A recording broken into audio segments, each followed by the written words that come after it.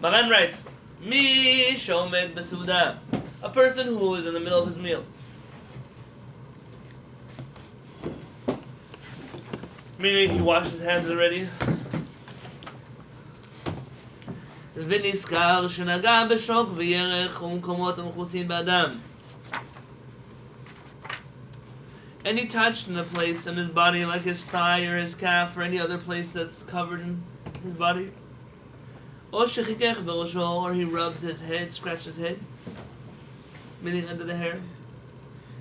וכל כיוצא בזה, and everything included in that. What do you mean under the hair? You see, if you do like that, it's one thing. If you like That is one thing, that is another thing. Oh. Okay. One actually gets your finger dirty, one doesn't. Okay. Rama says, "Mimukomot metunafim shesh behem mimunei zeh." We did this last week, meaning the dirty places that have sweat on them. So Maran is saying anywhere that's covered. Rama is extending that no, only places that have sweat that are covered, or not covered, but anywhere that you would get your hands dirty. So, places with sweat or other places? צריך לחזור ולטול ידיו. You must go back and wash your hands again. ויברך על נטילת ידיים, page 310. And you make a blessing on נטילת yadayim. Really? You have to make a blessing a second time? I've never seen anybody do It gets worse. that. I don't think I've ever seen anybody do it. Well, you saying the blessing and then because you already said the blessing. Now your hands are dirty again. Okay. Let's look at the middle of the page. The bold line. נגע במקומות המכוסים, touching covered parts, באמצע הסעודה, in the middle of the meal. ו' אם נגע במקומות המכוסים שבגופו באמצע הסעודה, if you touch the parts of your body that are covered in the middle of the meal, כגון בירך או בשוק, וכיוצא בזה, your calf, your thigh, anywhere like that. או ששפשף ידיו בשערות ראשו, or you rubbed your hands and your hair.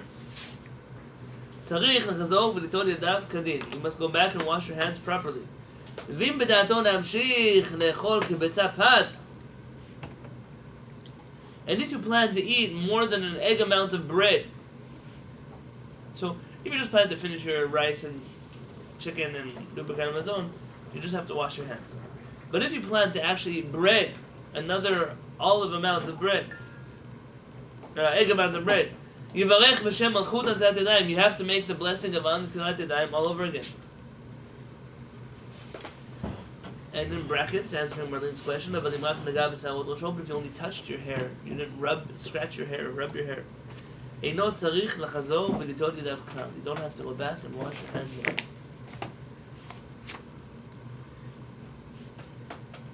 So the halakha is, in the middle of the meal,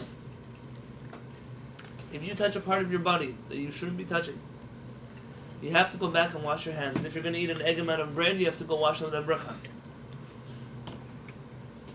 The culture can. How much more so? If you have to go out to use the bathroom in the middle of the meal, and he literally sprays water, urinates, and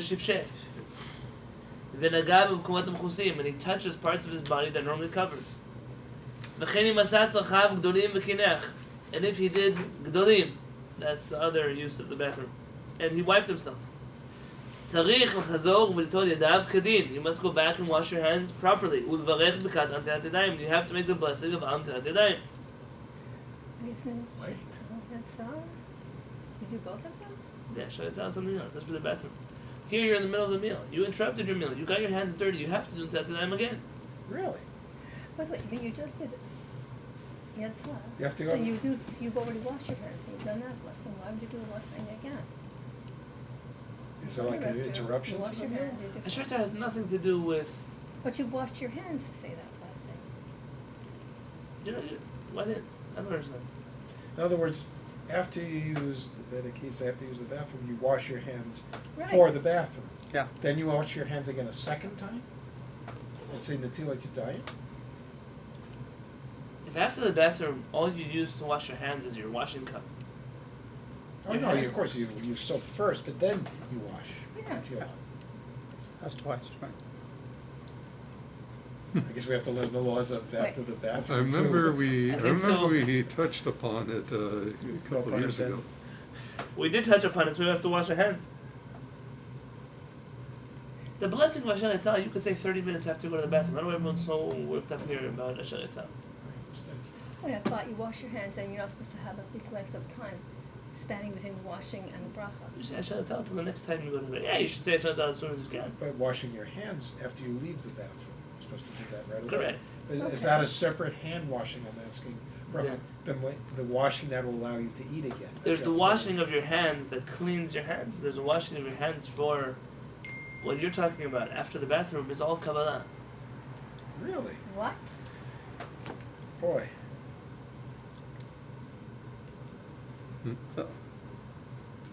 Wait, wash your hands.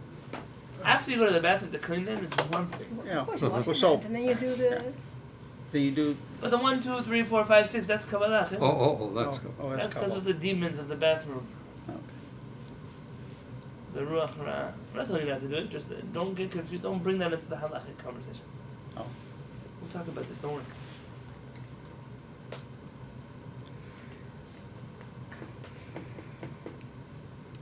See the problem? The problem when you teach halakha incorrectly is that it's very hard to relearn it. Yeah. So here's the thing. Mhm. Everybody you know thinks that if they talk after they wash their hands, they have to go back and wash their hands. And it's wrong. You don't have to. You can talk after you wash your hands all you want. Everybody that you know thinks that when you scratch your head or you go to the bathroom, you don't have to say on that and again. Not only were they taught the wrong thing in one place, but inevitably that leads them to another wrong halakha. Mhm. So they lose out on 2 halachot because they learned halakha incorrectly. So all you're saying, al pi halacha, you're only required to wash your hands clean after the bathroom. That's what it seems like. You want to worry about the ruach ra, so you wash it with a cup, okay? But that is not.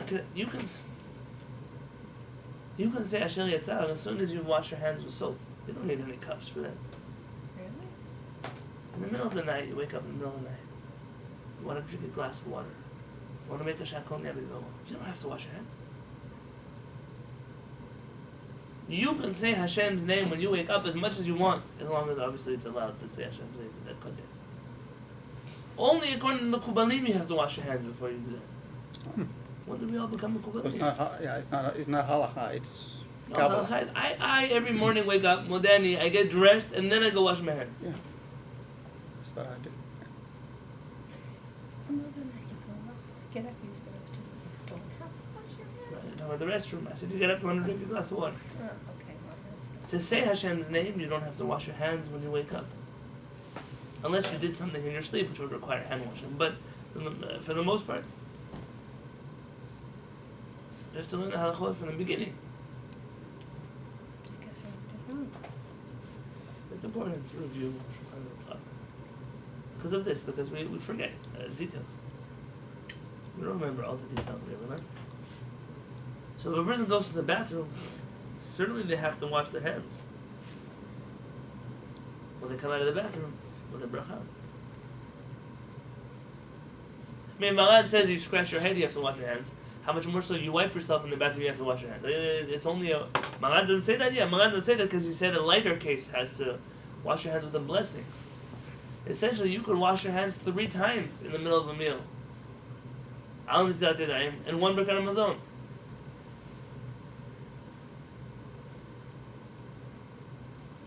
If it's a bread meal, yeah. If it's a bread meal, Yeah. correct. When you're asleep, you don't know what you're doing. You don't know this. How could you not wash your hands when you get up in the morning? Okay, I guess it depends what you're wearing when you sleep, that's right. Yeah. Okay. Oh, I guess. I guess you can wear gloves when you sleep. Well, that would solve the problem, now wouldn't it? I think there was Yeah, I don't that know case anybody that came does up that. in one of the pages of the Shulchan. Unless your heater went out and you're super cold. Well, maybe it was more of eating bread and wearing gloves. Sleep in your combat boots. I did that every now and then. We Yeah. slept with a combat boots on. So it shouldn't surprise you. You know, the majority of the Rishonim are of the opinion that when you come out of the bathroom and wash your hands, you have to make Al Tilat Yadayim and hand washing as well. Except Maran doesn't rule that way in Shulchan Aruch because he's concerned about the opinion of the Rashba. We learned that back in the day, in the first book of Kehillat.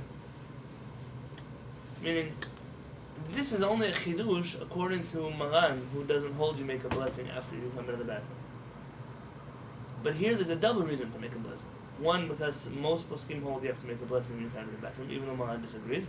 And two, because you actually lost your hand washing status because you touched somewhere that you weren't supposed to touch.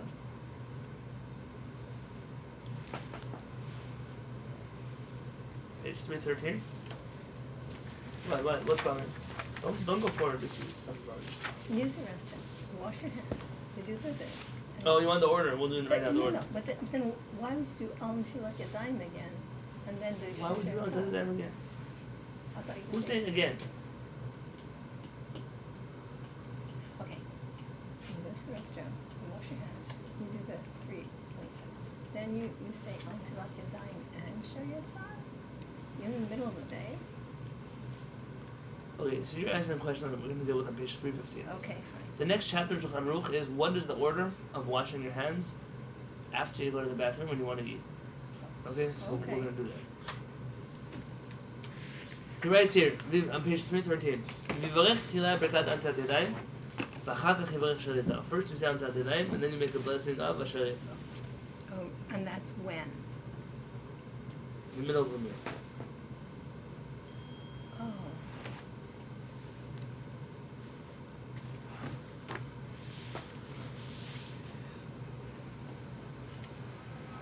There are those who argue.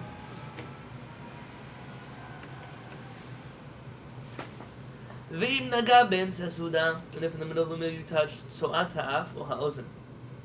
So'ah is the word for excrement, but really here it means the excrement of the nose or the ear. If you blow your nose? Well, And you touch that. You blow your nose to your hands.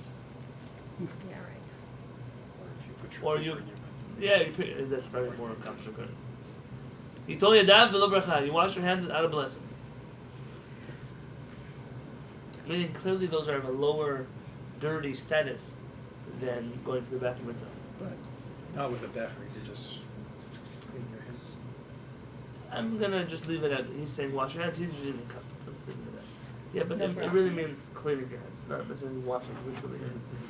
So, and there's no bracha after that then? No bracha. אבל אם נגע באמצע הסעודה ברוק שבפיו, but if in the middle of the meal you touch the spit from your mouth, and צריך ליטול ידיו, you don't have to wash your hands at all.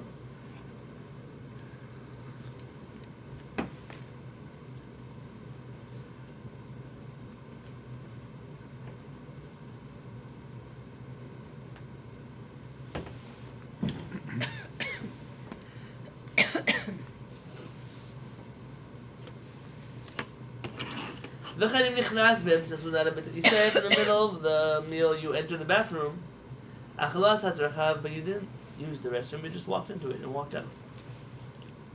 ולא נגע במקומות המכוסים, and you didn't touch any covered parts of your body, יטול ידיו ולא ברכה, you wash your hands Yeah? without a blessing. You had said something some weeks back about how a modern bathroom. Maybe different. Right, it was You mean the water closet port or just where the bathroom and the sink? for the bathroom. Oh, okay. And if you don't touch anything, I had a roommate who was very particular about this. Even when he'd go to the bathroom to get a tissue, he'd come out and wash his hands. That seems So to you be must more wash a your hands. ruach ra thing than a... And there's a bracha after that? No. Is there a different styles of ruach ra in halacha and kabbalah? Yeah, I think the Kabbalists take ruach ra farther than where the poskim go. Vayan look above in chapter 4 of the Shulchan Aruch. That's in the first book they have at home. Sheishnam od kama dvarim v'tzrichim netilat yadayim. There are some things that require netilat yadayim. I mean, there are other things that you would do that would obligate you to netilat yadayim. Uv'chol advarim shesgru sham shem achmat ruach ra. All of that stuff that was mentioned there is because of ruach ra, the unclean spirit. Im hayad davar b'emtza suda, yitol yadav b'lo bracha. If you did that during the middle of the meal, you would wash your hands again, but without a blessing. The ruach ra, is that about again what gives life and what is decaying or I will not touch that demon, no pun intended. Gotcha. That's what ruach ra means and what it includes. I'm really not. Because you have this thing of tameh tahara. Right. I think Tuman Tara is more quantifiable than Ruach Ra.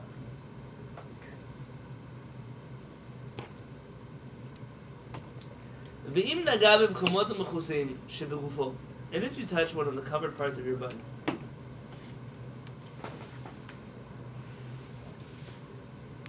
באמצע הסעודה, in the middle of the meal, בעוד הפת בתוך פיו, while the bread is still in your mouth. You're eating hamotzi, then you scratch your head. The bread is still in your mouth, still chewing. לדעת כמה פוסקים, according to the number of poskim, אינו רשאי לבלוע עד שיטול ידיו. You're not allowed to finish swallowing the bread until you go wash your hands.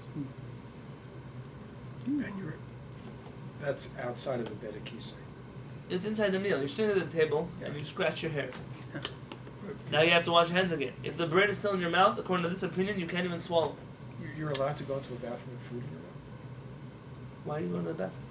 Maybe that's, what if it's like here, for example, the only place where there's a place to wash is the bathroom. Okay, you're not really supposed to wash in the bathroom. That again goes to the conversation about today's bathroom being different. So don't use this as an example. Sorry to ask all these No, that's right. It's technical important. questions. ויש חולקים, some argue, שאי אפשר לו ליטול ידיו חולים שבלה. And if you're in a case where it's very hard for you to not swallow before you wash, כגון שמקום נטילה רחוק משם, let's say the place where you wash is very far away. וכן אם היה הדבר כשסיים ללא סטפת, or you were finishing swallowing the bread, יש לסמוך על המקילים, you can rely on those who are lenient that you can finish swallowing the food.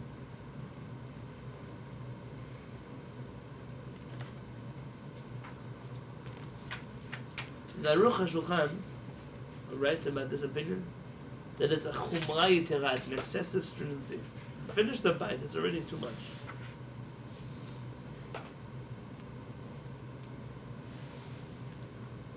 Kaf HaChaim suggests, or not Kaf HaChaim, I don't know who suggests. Also, there's a Ryan of me who says gross to take food out of your mouth and then eat it again. It's weird. So there's room to be lenient and rely on those who are lenient. That case is a highly improbable case anyways, but tradition. Doesn't technically the food inside your body once your mouth is closed around? Yeah, that's what that opinion is trying to say.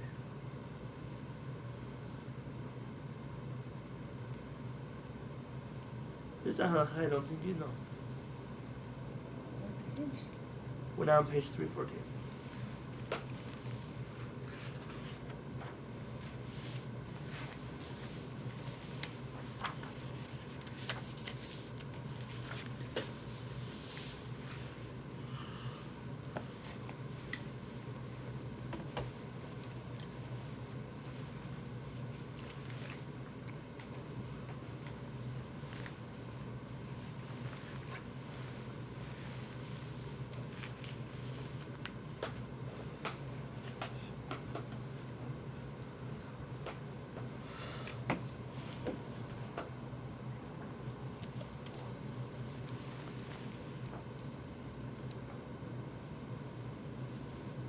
The days of the Truma, when you offer the holy bread, what is a mezuzah? Well, what is it? What is it made of? Parchment. Parchment. What is parchment? No. It's a dead animal. The Gemara rules that kitvei hakodesh, that holy writings, mitamein et hayadayim, they make your hands tameh. Holy right. Yeah, and we're not talking about like your letter you got in the mail. The mezuzah, when you touch the mezuzah, if you want to go eat your truma in the Beit Mikdash, you have to go wash your hands again. You just touch a dead animal. Not to fill. Then, wait, It's good also. Also to fill. Sefer Torah also. that doesn't. Megillat Esther also. Why not?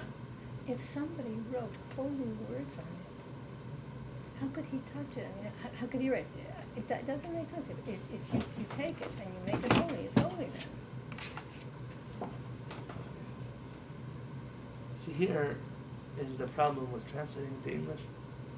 We've defined tameh as impure, so defiled. A woman who's a nidah is tame'ah, she's impure. Clearly not. The seventh law is also impure. The same way she is. I'm not saying now. What I'm trying to say is, It's not a negative thing to be tameh per se. It's a state of being. It's a status. That's all.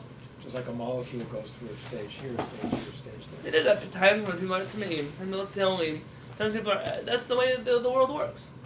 In our King James translations of Judaism, we lose a lot. We create a lot. We invent and then mistranslate and then we get upset. And you look back at the text and it doesn't say what you think it said. Okay, forgive me, I'm going to use this example. It's an important example. It's in the Torah. And there's a major war between the rabbis, the Pushim, and the Tzdukim, the Sadducees, the Karaites later. It's a big war between the Sfaradim and the Ashkenazim, who follow a Karaite custom in this regard. When a woman gives birth to a baby, she is tim'ah, she is impure.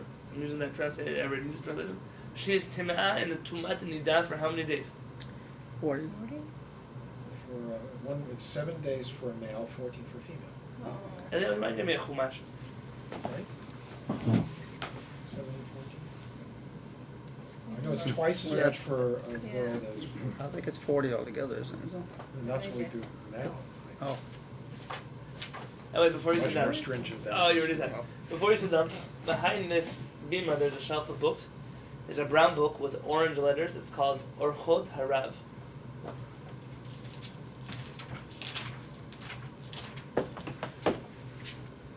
Torah says. It's a strange book to read. I don't know. Let's do it. וידבר אדוני אל משה לאמור. Hashem speaks to Moshe saying, דבר אל בני ישראל לאמור. Tell the Jewish people, Isha, a woman, כי תזריע, when she conceives, וילדה זכר, and she gives birth to a boy. וטמאה 7 ימים כימי נידת דבותה תטמא. She will be a tme'ah for 7 days, the way she is when she's in nidah. Is she in nidah now? No. No. Why? She just gave birth. It's not nidah, but this law is similar to that. וביום השמיני, on the 8th day, ימול בשר ומולתו, he shall have a brit milah. ו30 יום, ו3 ימים, and for 30 days, and for 33 days, תשב בדמי טהרה, she should sit on her pure blood. She'll still be bleeding, but it will be called Demei Tahara, blood of purity. B'chol kodesh lo tiga, in all holy things she cannot touch. Ve'el hamikdash lo tavo, the Beit HaMikdash she cannot enter. Ad melaot yimei tahora, until she reaches the days of her tahora. V'im nekeva telen, and if she gives birth to a girl, v'tamea shivuayim k'nidata, she'll be a tme'ah like a nidah for 2 weeks. V'shishim yom v'sheshet yamim, and for 66 days, teshev al demei tahora, she should sit the days of tahora. She'll have blood that is tahora. Uvimlaot yimei tahora leven ulevat, and at the end of this tahora period for a boy or for a girl, tavi keves ben shnato leolah, she'll bring a sacrifice of a sheep, a 1-year-old sheep, uven yonah, or tov, and a chatat, and a pigeon or a dove for a chatat offering. El petach on moed el kohen, the entrance of the tent of meeting for a kohen.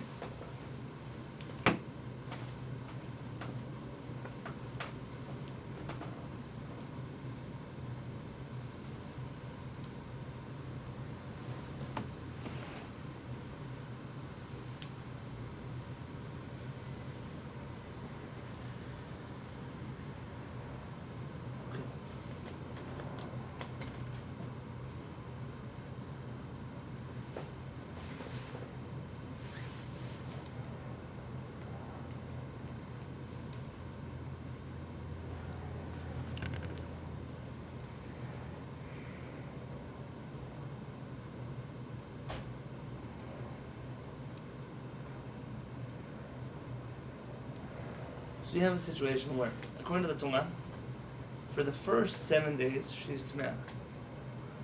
And for the rest of the 33 days, that comes out to be 40 in total, she is Tehoah. In a case where it's a girl, I'm not here as a wife for a boy, that's 2 weeks, that's 14 days, Yeah. she is Teme'ah. On day 14, is she still bleeding? Yes. She becomes a Tehoah. And the blood of the next 66 days is Tehoah.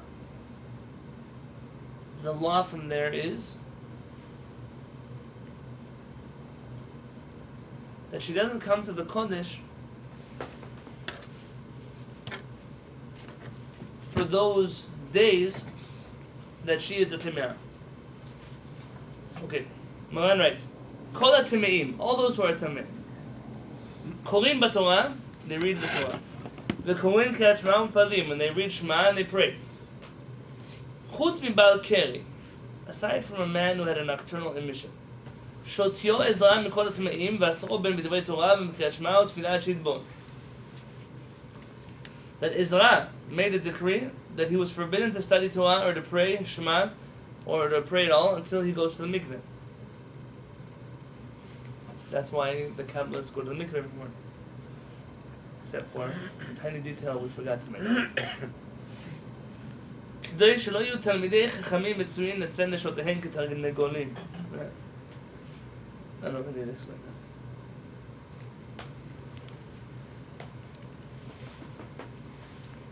that. Talmidei Chachamim, our rabbis try to keep them in a situation where they wouldn't be found with their wives like chickens, like roosters. Meaning, a Talmid Chacham has to be in a state of always focus. And if we make a penalty for being a Baal Keri, then he'll limit the times where he'll do such a thing. Okay, what's Takana V'isla? And afterwards the rabbis annulled this decree. That's what they forgot to tell you. Ve'midu hadavar al adin, and they returned the matter back to the regular halacha, which is that every Talmid can lead service, can pray, can read Torah. Sha'af ba'al keri mutar b'divrei Torah b'kriyat Shema, u'b'tfilah b'lo tfilah, u'lo rchitzat isha kabin. That even a Baal Keri can pray and study Torah without tfilah, mikveh, and without even having to pour 9 kabin of water on himself, without even a shower. He can just go to the bed and pray. V'chen pashat minhag, and that is the custom of the Jewish people.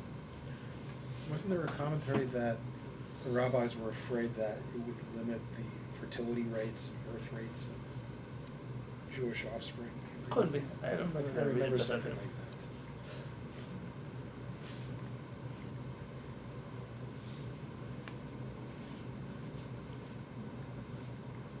Shabbos, if a person wants to be particular and go to the mikveh, it's okay. But you have to make sure that you don't lose out on, you're praying with a minyan, and you don't lose out on being on time, you don't lose out on praying at the right hour of the day. It says that even though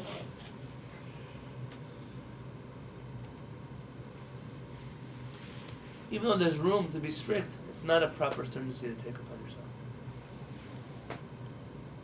Okay, why did I get you here? Rama says, Yesh HaKatvu, there are those who write, She'en li'isha nida b'mei riyata, that a woman who is currently a nida, l'kanes ha'bet ha'kneset, or a woman who is a nida should not enter into the bet ha'kneset. Or litpalel, she cannot even pray. Or l'haskir Hashem, she cannot say Hashem's name. Or liga b'sefer, or to touch Sefer Torah. By the way, that's the reason why it's popular in Sephardic communities that the Sefer Torah goes to the woman to kiss. But in Ashkenazi communities, that was until today, I'm not talking about today, that was almost never done. Because by Ashkenazim, there was this idea that they wouldn't touch Sefer Torah. Is that done? So you're saying that every month, when this spends like 2 weeks. 2 weeks, like a non-Jew. V'yesh omrim, and some say, shemuteret bakol, that she can do all of those things. I mean, she's allowed to do those things. V'chen ikar, and that is the halacha, says the Rama. But, aval, haminhag b'mdinot elu, kisvara rishona. But the custom in all of these countries of Ashkenaz is like the first opinion. Come on.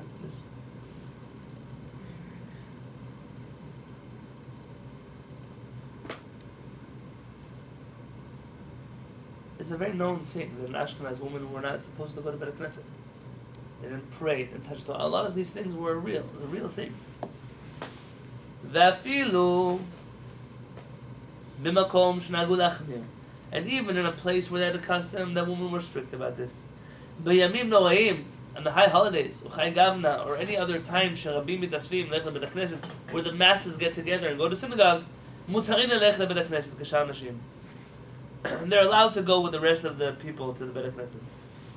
Ki hu lahem nitzavon gadol, because it would be a very sad thing for them. Shakol mitasvim, that everyone's gathered together. Vehen yamdu chutz, and they have to stand outside. Stand outside. Out of the synagogue, because they couldn't come in. It'd also be very modest. Isn't there also But like no. a stew Yeah. as well? Yeah. It would be. There's a question: if they go in, are they allowed to pray?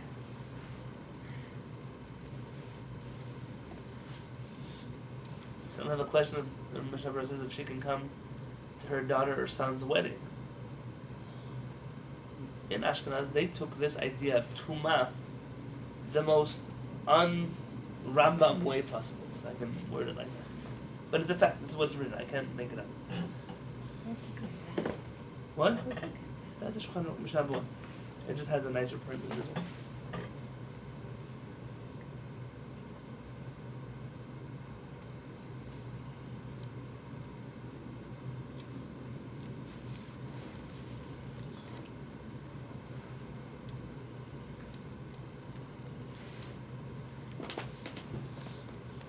Maran, in chapter 194 in Yoredea, so the next volume of Shulchan Aruch, the laws of Nidar.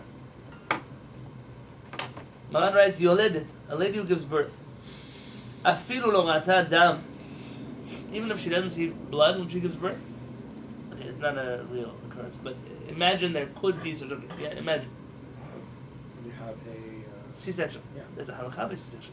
There's blood The there, question too. is, by C-section, does a woman have to wait at all? There are poskim that held no. really? Really? Of course. The blood didn't come from her womb. It seems though, that at least in today's procedures of C-sections, that there is a certain flushing of fluids that does still happen after they seal back, and that itself makes a person need that. But for- technically, according to some poskim, if they did a C-section and they took the baby out and they cleaned everything up and then they sewed it and nothing happened, she would not have to be any at all. Now, how do you say C-section in Hebrew? On his message. I don't What? What does he stand Well, for? biblical Cesarean Hebrew it section. didn't Cesarean exist. section. Cesarean section. Caesarean. It's actually rabbinic Hebrew, and it's used in modern Hebrew today too. The modern Israelis don't know why they use this word. In Hebrew, they call it yotzei dofen, which means yotzei came out from the dofen, from the wall.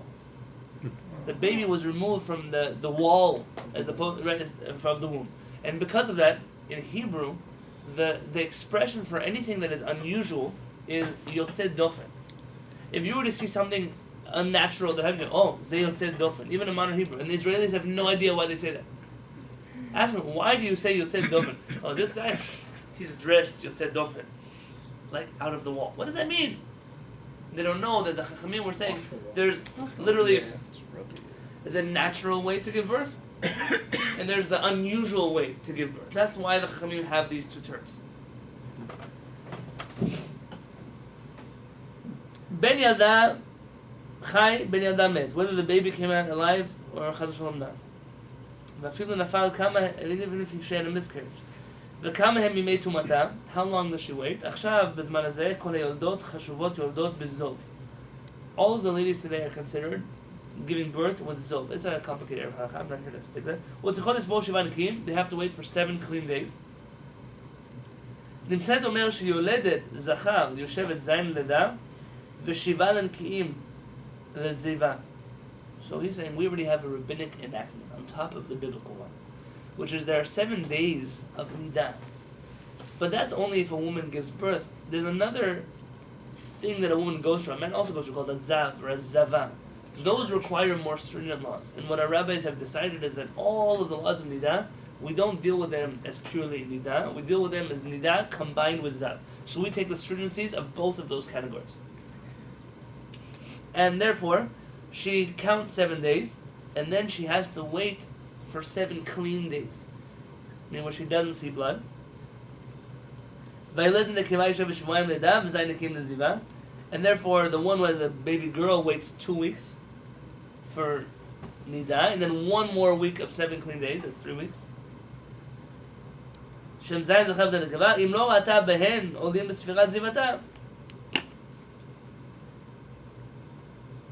V'im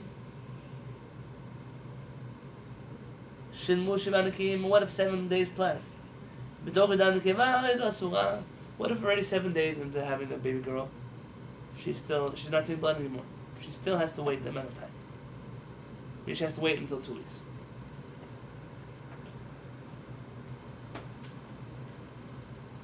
I didn't cover that halakha. Rama adds, "V'lachar zayin zachar v'yudan nekeva, muter debara miyad." And after she counts 7 days for a boy and 14 days for a girl, she's permitted to her husband immediately. Immediately. A mikveh. She has to go to mikveh, but immediately. Umachar shtava zayin nekim v'lo chazar v'ratan. After she counted 7 clean days and she didn't see anything, so she can be with her husband. Mihu, but yesh mekomot. There are places shenohagim that have a custom. She'en tovlim toch mem lezachar u'shemanim l'nkeva. They have a custom that they don't let the woman go to the mikveh until 40 days pass for a boy and 80 days pass for a girl. 80 days? 80 days is 2.5 months. More, a little more. Ve'en lehatir b'makom shenahagu lehachmir. And it's forbidden to be lenient about this in a place where the custom is to be strict. Avad b'makom she'en minhag en lachmir klal. There must have been a place where there's no custom. You should not be strict about this at all. Once she did 7 days for a boy, 40 days for a girl, and 7 clean days, immediately she should be with her husband. There's still a discharge that occurs, which is called lokia, which is like goes from red to pink to yellow. Right. So yellow discharge is no longer a problem. And by the way, in general, remember, there's 40 days of blood, which is pure blood. And that doesn't make a lady a nida. Today, though, the Takanat Geonim, the Geonim made a decree that we don't deal with what's pure blood, what's not. Everything that is blood, we treat as blood. Because the laws of not touching and so forth still hold in those situations. Yes, I mean, they don't even touch, not only that, by Ashkenazim, they don't even hand the baby to each other for 80 days. And I used to think this was like a fringe custom that existed once upon a time until I became a rabbi and studied it. And all of a sudden, I find more and more. That's what the rabbis tell people. 40 days for a boy, 80 days for a girl, she can't go to the mikveh. Now, I'll tell you the truth. The truth is that in reality, mitzvot, as I know, nobody after 7 days stops bleeding after a regular child. There's no such thing as a person 7 days, 7 days later they're... But a few weeks, and then normally people get back to their normal, and... Unless it's a C-section. Right, unless it's C-section. But even C-section can have perpetual bleeding for a long time. And even if the bleeding is not bleeding that normally would make one nida, because it's a discharge of blood, it makes one nida. But not for longer than 7 days. I've had patients with C-sections, and there actually is never any blood that comes. So C-sections are very different than a regular birth. Why am I coming to tell you this? Because where is this origin of 80 days, 40 days? What is it? The Torah says 40 days and 80 days, she doesn't come to the mikdash. All right. But 40 days and 80 days, she's definitely with her husband. That's dam toha. Even if she's bleeding, she can be with her husband, according to the Torah. According to the Torah, not according to now Chamim. But according to the Torah. So where did 80 days come from? What the Rambam says. En ze minhag, says the Rambam. This is not a minhag. Ela ta'ut, it's a mistake. V'derech minut, and it is a heretical path. Wow. Minut, min, Christianity. No. Umin ha-tzedukim lamdu davar zeh. And they learned this halakha from the tzedukim. The tzedukim don't have an oral law that tells them the difference between the first 7 days and the other 33 days. Between the 2 weeks and 66 days. They don't have a halakha that explains this to them. This custom is an infiltration of tzeduki halakha into rabbinic teachings. Mind-blowing. Where else do we see the Chachamim speak this sharply? About, Kitniyot. yeah. Hare, the Karaites don't eat kitniyot on Pesach. There's even no way to distinguish. Because the Torah says the chametz is prohibited. The Torah doesn't mention 5 grains. Our rabbis mention the 5 grains. What are the 5 grains? Identify the 5 grains. How long is something going to become wet until it becomes chametz? Those who reject the oral law don't believe in any of those things. One of the Chachamei Timan went so far as to say that somebody who does not eat Kehillat on Pesach, not because they don't like it, but because they choose to refrain from it, is violating a biblical prohibition of following a non-Jewish path to the Torah. Obviously, I don't take it that far. Yes? But it exists. No, I'm saying the same thing here. What do you mean it's a minhag? Not. If you do something that the Catholic Church invented, it becomes a minhag now? The answer is yes. In our community today, yes, that's what it would happen. There are many minhagim we can prove to you that its origins are in paganism and Catholicism. Jews do it anyways. Don't take away our minhag from us. Why would anybody want a minhag that creates such hardship in the family? Yeah. Like not handing babies. You'd be amazed at how hard people fight for minhagim that destroy them. Now let me explain to you. Self-destruction. Let me explain to you. The Ramah himself says, in a place where there is no such minhag, do not do this at all. Why does the Ramah speak like that if he's so upset, adamant that in a place where there's a minhag you cannot be lenient at all? The way we understand the Ramah is that in a place where there's a minhag, you start being lenient to the laws of family purity. It'll not just happen here; it'll happen everywhere. Ramah is dealing with a population of people that you give them an inch, they take a mile. But Ramah is saying in a place where you don't have this minhag, why on earth would you adopt a minhag that isn't really a minhag? So does the Ramah agree with Rambam or not? In essence, yes. Yes, don't be afraid, yes. The Ramah doesn't see that some holy Ashkenazi minhag. He views in a place where there's something that people do. What are you going to do? You're going to start taking away the things people do in terms of family purity, you'll end up with destruction. But in a place where that's not the minhag, why would you do it? The Ramah is on the side of truth here. In Morocco, they took it a step further. In the book Nofet Sufim, Ptachia Berdugo from Morocco, he writes,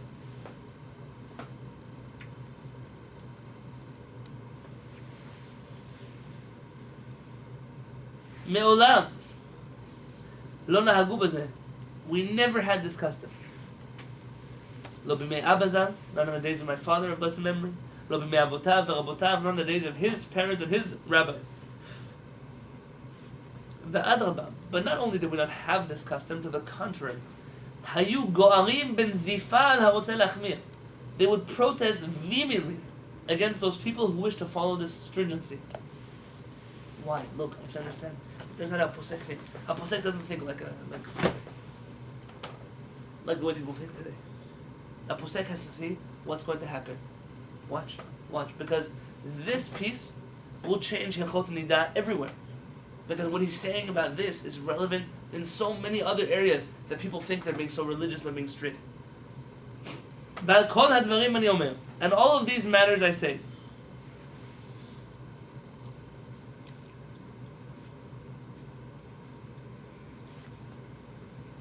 Mitzvah Rabbah, it's a great mitzvah. V'sachar gadol, and one will receive tremendous reward. Yichashev lemishtadel bebitul minhag zeh. Whoever nullifies this custom will receive tremendous reward. It's a big mitzvah. U'misharesh acharav ad acharma. And if you can root out until destruction this custom from the Jewish people. V'mimei raboteinu balei Gemara. And if in the days of our rabbis, the authors of the Gemara, that they were so much closer in time and in place and in quality to the creator of the universe.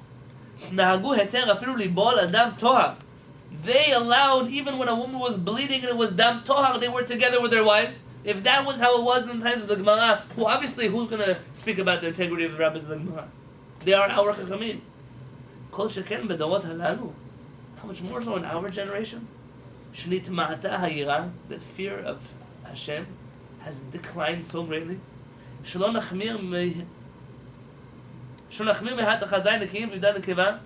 How can we be any more strict than that which the Torah already said, 7 and 14?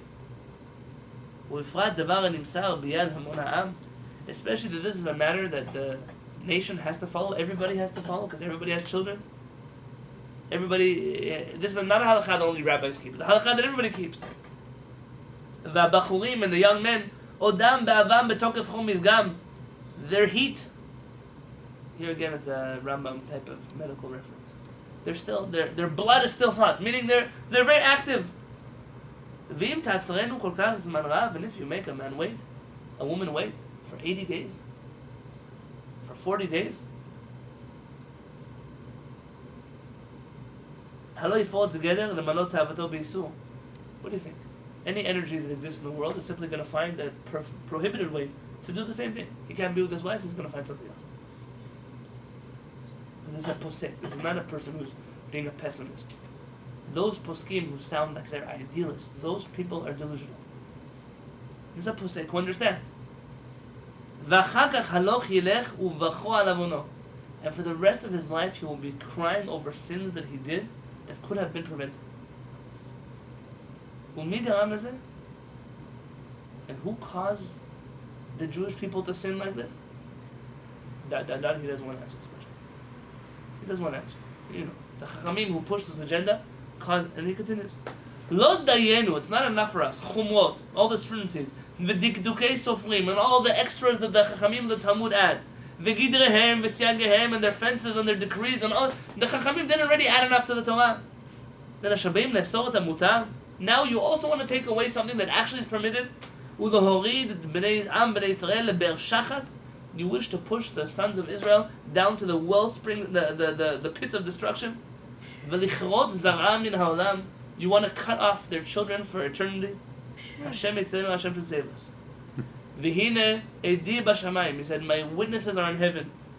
Kol zot be'enai kol hayamim. This is my attitude all of my life. B'chol chumra shani roeh b'shemachmirim b'nei arayot shelo kadin.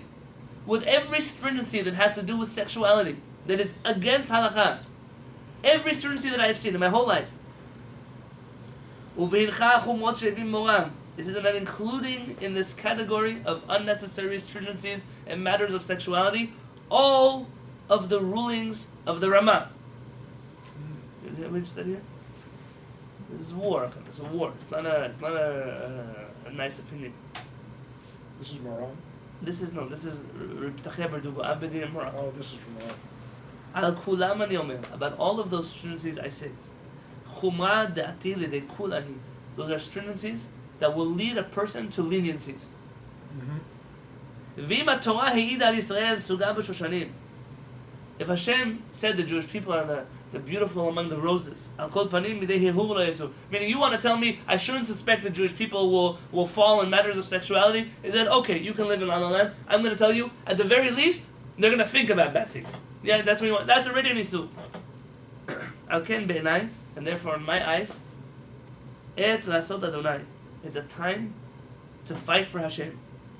Levatel haminhag, to uproot this minhag, shemepatpetim k'tzat ma'chachamim, that some of the chachamim are blabbering about. Blabbering. The patpetim is like a bird chirps. V'lo yizacher, and it should not be remembered. V'lo yifaked, and it should not be recalled. V'lo ya'aleh alev le'olam, there should be no Jewish heart in the future that will ever know about this minhag.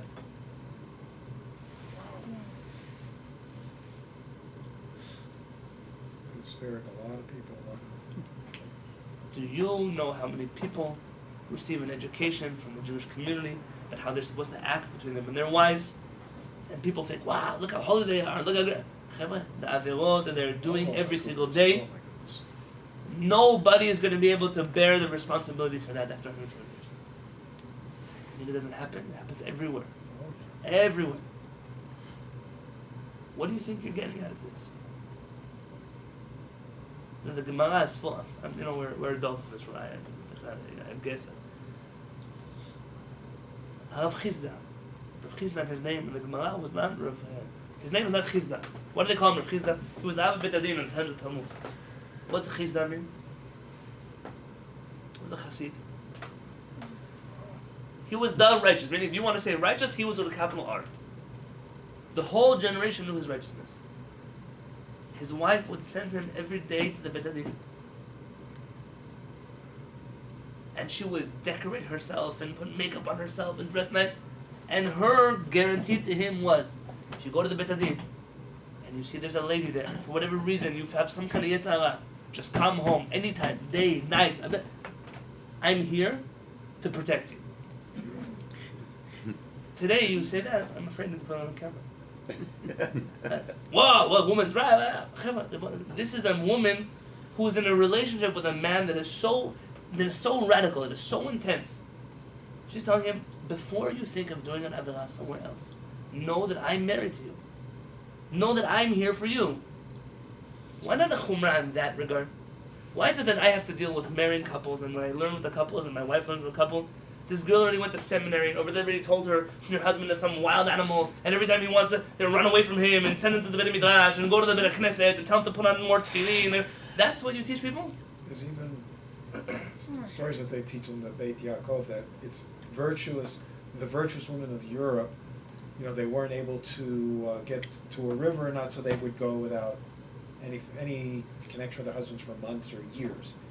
How virtuous that was. I understand the difficulties of getting to the mikveh, but years? I have a biography of a Hasidic Rebbe. But you know what we do in that case? There's no mikveh. He comes up, there's no mikveh. So sometimes, Chazon Ish writes, sometimes you live in a place where you say there's no way to get a mikveh. There's no proper mikveh around. There's no river, no lake. There's a swimming pool. You must know halachically how to make a pool. It's not going to be kosher according to the rabbis. The stringencies that make it rainwater and that, you can't get that in a swimming pool. But according to the Torah, on a biblical level, you can make a mikveh that's kosher according to the Torah. How do you make a mikveh kosher to the Torah?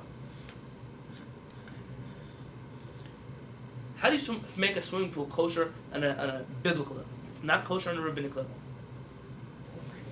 What's all rainwater at some point in time is going to go through a system, a process, it's evaporated again. So really all rainwater is not rainwater.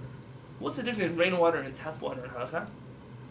Rainwater at the last phase before it got to you went through a natural process. What is the bare minimum of that natural process in order for tap water to become rainwater? Well, a spring, a river. No, if you fill up a pool with a hose, that's not natural water now. Oh. That's still tap water in a pool. Right. How do you make the water from the hose become natural water according to the Torah? No, Chamim do not allow, but according to the Torah. Mix it. I think you let it run along the ground. Very good. Oh. Very good. It has to run for a very short space, maybe a very short strip along the ground, on the concrete. Trust a gardener. So what you do is, either you rewire you repipe the pipes from there, or you don't fill up the pool using the pipe that's inside of the pool. You take a hose, and you put it on the concrete, and you let it for a few feet instead of going directly into the pool. It runs along the concrete into the pool, and you fill up the mikveh with water. That is a mikveh according to the Torah. When Hashem says that a person goes from a mikveh, that's the mikveh the Creator was referring to. That's considered natural rainwater. So the water just has to run for a Along the certain- ground. It's called Mayim Shuvim. Mayim Shuvim is water that was pumped, but still, Mayim Shuvim are kasher on a biblical level so long as they land along the ground. Chazon Ish says there are times where the rabbi of the community has to make a decision that the mikveh in the community will be kosher only according to the Torah. Because the biblical prohibitions that a couple will violate if they have to wait too long to go to the mikveh are worse than going to a mikveh of the Torah and violating a rabbinic prohibition. The poskim, real poskim, it doesn't make a difference if they're Ashkenazi or they're Sephardim or where they come from. Real poskim deal with real issues in a real way. It's not only in Europe. People had this thing, they live in a place with no mikveh, so twice a year they fly to a place where it has a mikveh and they go to the mikveh. This happens today in America. Twice a year. What about all the averot that happen in between? No, we don't talk about that. Please, save it for somebody else. I don't want to hear it. And especially when you're dealing with younger people. A young couple, they just come in, the Yetzeras are all over the place. Okay, by the time they're going to hit 50 and 60 and 70 and 80, you don't have to worry as much about a couple. Maybe you do. I know every couple's different. But to teach a young couple that the best way, I remember when I once asked a certain Talmid Chacham, what should I tell a couple when they're getting the most important advice? Is I tell them that until they get old and wise, they should keep Kabbalah out of their bed. It's a very weird thing. The Talmid Chacham who told me this is the kind of person who is probably floating a magic carpet somewhere. But he was aware that when you're dealing with a real situation, all those things that you think are acts of piety eventually will lead to acts of sin. And someone who doesn't understand this does not understand the beginning of how the world works. When it comes to the Torah, and you read the Torah, I got here somehow from hand washing. I don't even know where I got to. Oh, I'm going to the Beit Knesset, touching Sifrei Torah. How can you become Tameh when you touch a Sefer Torah? The concepts of Tumah and Tahara are not that a person is unclean. If they were unclean, then that custom of Ashkenaz would be correct. How do you go to the Beit Knesset if you're unclean? You're not unclean. You just took a shower. Of course you're clean. The concepts of Tumah and Tahara have very strict legal definitions in Jewish law. And I once saw a book. I was very upset. A book written by a current Sephardic Talmid Chacham. The Rambam writes all the things that people say. And where did the title Nidah? Where does the word Nidah come from? What does it mean?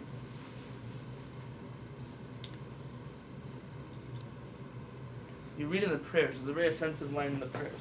I don't get offended by that. There's an offensive line in the Tefillah. But we've been like a Nidah that is rejected and that is a disgrace and nobody wants to talk to her. You know this prayer I'm talking about? Oh, that's how you're supposed to, that's what you think about a Nidah? No, the title Nidah comes from that. In the world of old, when a woman was a Nidah, mamash, they would throw her out of the house. They weren't allowed to talk to her. They said that the breath that came out of her mouth could kill people. Look at any old legal codes from the world that was. In other cultures too. Yeah, of course. It's like a dangerous type. She's a very dangerous woman. Of the womb, you can't cook for you, can't live for you. She can't make your food. It's very. Our Torah is trying to fix that. When we say we're treated like a woman who's a nidah, not our understanding. I mean, that's what the world treats a person who's like a nidah. Rambam says it's obvious to anybody that there's no danger in a woman who's a nidah making food, and that's not Torah. The whole point of Torah is coming is to fix that mentality, not to perpetuate that mentality. So I saw this rabbi. He wrote a Sephardic rabbi. If I tell you his name, it's one of the names you know.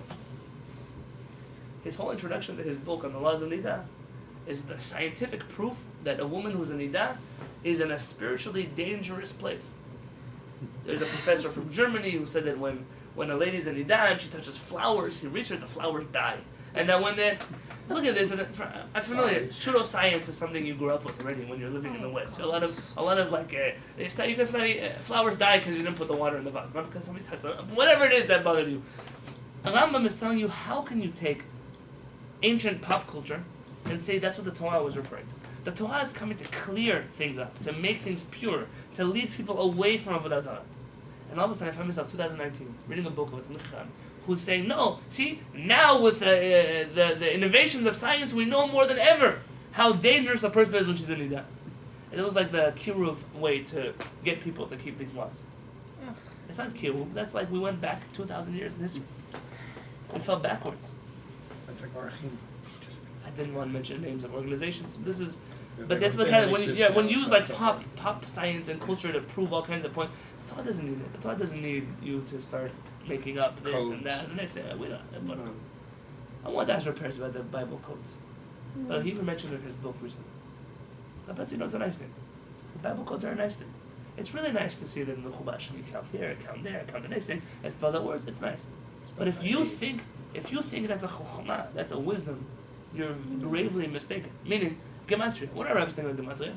Our rabbis call gematria par piraot lechokhmah. It's like the you know when you get on your, it's like the toppings you get on your ice cream. It's the dips you dip your challah into. It's not your meal. It's the stuff you add to make a little more flavor. Meaning, can a gematria be wrong? Somebody told me, you know what the gematria of 770 is? 770 is gematria, the house of Mashiach. They're right, it is. I said, I bet you didn't know that 770 is the gematria of chamor belo dat, a donkey that has no brain. And I'm sure you didn't know that chamor belo dat is the acronym Chet Bet Dalet, Chabad. I said, let me tell you, for your sake, don't do this. Don't play gematria games. Because anybody who's good with numbers, I didn't say that about Chabad. I'm saying, don't use these things. Chachamim never used gematria to prove a point. It was, if we already have a Gemara that says something, you already have a Rambam that says something, so then you want to make it like even nicer, you found a good number that matches up to it. But don't start playing games with, it just doesn't make any sense. Before the last elections in this country, they were using the names of Hillary Clinton and Donald Trump, and they used the gematria of this, and the gematria of that, and the Satan, and the Mashiach, and look at myself. Spelled Hillary's name wrong. How do you spell Clinton in Hebrew? I could add a yud, take out a yud, put in a vav, put two nuns, whatever. I mean, it's a numbers So- game. You could do whatever you want with gematria. And Chachamim never considered gematria to be a hard science. It was the same thing Alpe's attitude towards Bible codes. It may be more open to it than other people are. His attitude is, if it helps and it makes it look good and it makes you feel like the Torah is more divine, fine. But don't base your Torah off of what everyone always finds out what happens in the future after it happens in the Bible codes. After September 11th, everybody see it was written in the book of Isaiah. How come you didn't tell us on September 10th about September 11th? How come they didn't know before? That's They- right. That's right. Yeah. So do I believe that my Torah is great enough that you can actually find secrets in the Torah? I believe the Torah is great enough for that. Well, the letters I- for AIDS, right? I believe that somebody though who's going to sit there all day looking for things, I'm sure that in the book of Shakespeare you could also count numbers. It doesn't mean anything to the real Chachamim. It just makes it a little cuter. It's nice. It's nice when you start off at Dvar Torah with a joke. But if you go to someone's Dvar Torah and all they tell you is jokes, so you can learn anything. Our rabbis actually say there's a mitzvah to start your speech with a joke. One of the great Chachamim start with a joke. What I meant to tell you was, at the end of all this, and that's not, shouldn't surprise you in halakha when you find terms like, the Torah makes you tameh. That shouldn't be, the Torah made you unclean, it defiled you. You're using Catholic words to understand Jewish concepts. The fact of the matter is that a Torah is written on a dead animal.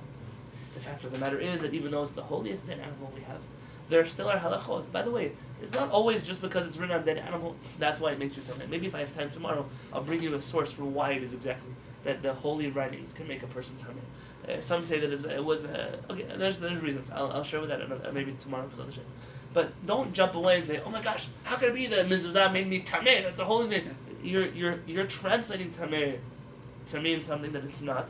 And there are Jewish sources, unfortunately, that exist that will say, "Yeah, Anidah, she's so tameh, she can't even say Hashem's name. That means for 2 weeks she can't even pray." No, we categorically reject that understanding of what tumah and taham. We maybe lack the English words to explain.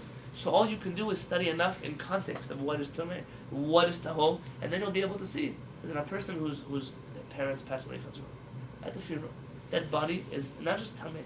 A tumat met, the dead body is the worst of the tumah that exists in the world. So why are they at the funeral if it's a tameh thing? Because sometimes you also have a requirement to put yourself in a status of tumah, because that's a requirement. Does it mean to defile yourself? No. Except for a Kohen. Except for a Kohen with certain relatives, there are exceptions.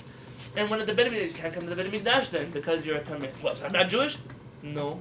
What it means is the experience that you need to have in the Beit HaMikdash is impossible to have when you just experience a tragedy like death. And then, therefore, Torah puts the time to wait and the process you go through. It's a purification emotionally you go through too. You go to the mikveh. You ask anybody about the mikveh. I was discussing now with a conservative rabbi because I was surprised. Conservative rabbis used to follow at least halakha to someplace. That there are many conservative groups for conversion. They don't require you at all to go to the mikveh. Really? And who was speaking to me about this? It was a conservative rabbi. It was a Gel Tzedek. He said, the most transforming experience was that mikveh. I mean, forget halakha cutting it out. How could you cut out that feeling of transformation that you felt there? And those things, when you begin to look and say, so what are the Chachamim trying to do with Tumah and Tahara? What does it mean that when you come in contact with the Torah, it's like you came in contact with something dirty? You have to understand and define those terms. And sometimes when we read halakha quickly, we don't really get a chance. But I'm asking you that whenever you find an area in halakha where it looks weird, 80 days, how do you expect a couple for 80 days to wait? Look, and you're going to find, most of the time, it's going to be the Rambam lurking behind the corner. Most of the time. Most of the time, that's where you're going to go, and you're going to find, phew, that's not something I had to worry about. Sometimes, it's not. Sometimes you have to make sense in a different direction. But never run before you try to make sense in the first. I'll send you a picture.